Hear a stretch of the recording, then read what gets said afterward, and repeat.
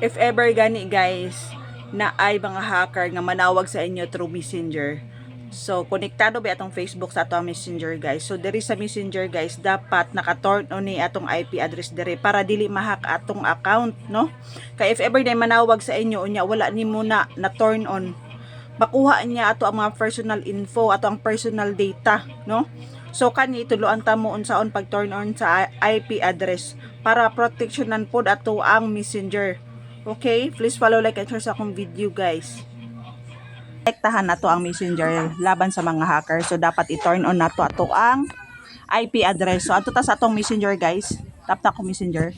3 lines diri sa baba sa menu. Tap ang settings. Scroll up, pamitaon nato ang privacy and safety. So scroll up.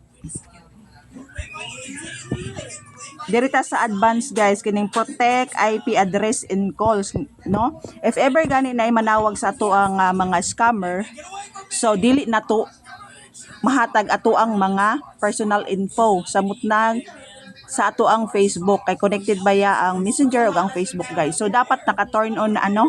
So unta makatabang, please follow, like, share sa akong video guys. Bye-bye.